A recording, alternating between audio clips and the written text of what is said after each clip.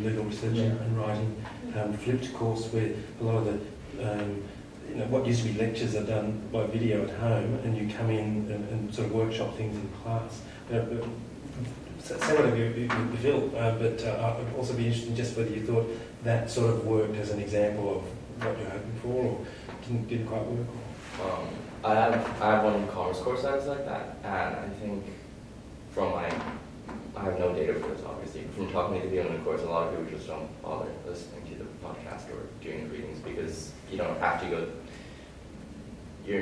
You obviously engage better when you're actually physically there in the lecture, and I actually don't think it's worked well at all in that kind of format. But that's just I might be wrong. Yeah, I think I had a very different experience. I've done the new ALR course last semester, but also I did the same sort of thing in my French subjects, and where the grammar lecture gets recorded by the lecturer at home, and then we come in and work through the problems in class. Perhaps that works better because if you don't watch the lecture, you really lost. What's going on. So I mean, perhaps in making sure I'm not sure whether you can work along those lines in the ALR course or not. But yeah, I think that sort of process is a good idea. So the video is like directly connected with the classroom material. So and then that's what the classroom. And you're sort of going back and working through it. Yeah. So whereas if you don't, and requiring to watch the video beforehand in order to understand what's going on, I think puts the emphasis on people to actually go and watch it and understand. Because I think there's two ways in which we can sort of teach law when we've got this technology. Is in some of our courses, the idea is that the sort of the black letter law that you need to know gets taken out of the classroom, and you're supposed to read your cases, your legislation, etc. And then you turn it up, and we don't try and teach that.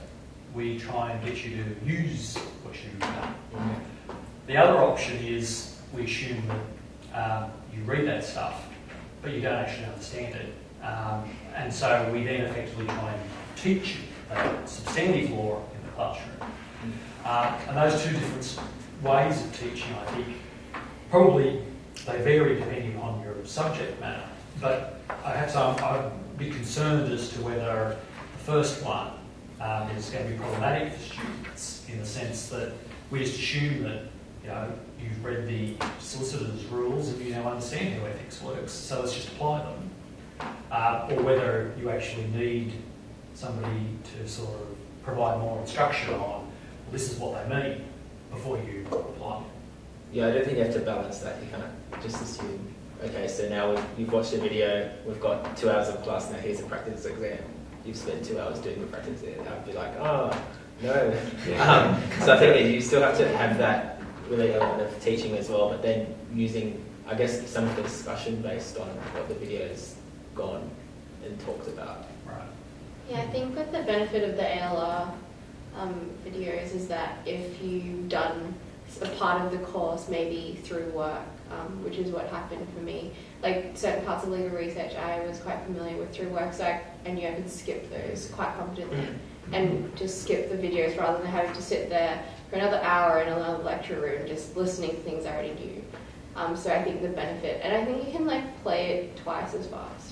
So if the lecturer happens to speak really slowly, you can just speak. We spent hours taking out all of the gaps and short spaces so that without actually gabbling and speaking really fast, it actually happens really fast. So that's interesting feedback. Would it be helpful to have a sort of almost like a commentary or a transcript of what's going on in the video, which takes a lot of effort to do, but I was thinking as we went through this time, like if you look at AM or PM, they have these things on, you can listen to the story, it's much better, but you can also, if you miss it, you can scan it. Is that good? I think it would be also for your notes if you... Yeah, and if not word for word, like it's what the base or an outline of sort of start points, stop points of particular time. You could have subtitles. Sometimes, yeah. That also means that students are less inclined to watch the video full stop. They'll just read the summary and move on. Oh, so better to have like a table of contents where things are rather than a transcript. I don't know, it's really hard to say, it depends. Because I mean, if you have an executive summary, then people will just read the summary and they won't watch the video. But if you don't have it, then I guess they have to watch the video. that also depends whether they want to or not. Has anyone taken a quiz, an online quiz that went towards final mark? And I've done it for other courses. And personally, I think that most of the online quizzes that I've done are either multiple choice or it's like a one-sentence answer. To be frank, I don't really see the value in that. I mean, you sit there, you're doing a quiz, you've got your book next to you because you're on a computer, and essentially, if it's a 10-mark thing, it's an easy 9 or 10 marks, and you don't really learn anything at all. So I mean, I don't think that that's particularly valuable. I think the discussion elements are more valuable because you're forced to think, come up with more original ideas. Your multiple choice quizzes and things, I wouldn't really support that. They were being used in our example just to make sure you'd actually watched it. You know. Yeah, I When suppose it said blah, you know, what was that answer? Yeah, I So suppose it wasn't for points and anything like that. It was just to sort of say, here's a little bit of a reminder about what's in there. Yeah. I mean, it depends how you use it. I think when you use it as a major part of the assessment, though, I think obviously then it's of limited usefulness. But if it's a sort of carrot or stick to make sure people watch the movie or engage with the content, I think then perhaps it could be useful. And we deliberately kept it quite short, only 2 or 3. And Yeah. people were saying, oh, we wanted more. You know, there's so much in that. Yeah. Did you think just a few is okay? Yeah, a few's okay. I mean, if it's a really tedious task, which is just repetitive, I think it'd be problematic. But it's probably a good way to make sure that you have understood the material, and it gives the lecturer, I suppose, some data which they can use to gauge how well the class understands things to move forward. Yep, that's right. And it's See what the gaps are and all. If the online quizzes are multiple choice, I think there's a huge risk in cheating. At least in other courses I've done, people would get together, do the quizzes together, or they would have like a pool of answers that everyone else has done and copy and paste answers there. Right. And I think it's be unfair to students who might not have friends that might do that for them, and I think that's actually a huge concern, in which the grade distribution is going to be weird, because you have a bunch of people, students getting 10s, and the ones who do it legitimately to get 8s or 7s or 6s. Right. But that might be less of an issue if you either don't mark it or it's just short answers, short sentences. Right. There is software now that can tell who you are through the way you type. No, I meant for multiple choice. Okay, so it's like so we need more refined software. I think to solve that, I think some Google Forms even they give the option of randomizing the options, and so say Josh and I do the same question, his correct answer might be 2A, mine might be 2D.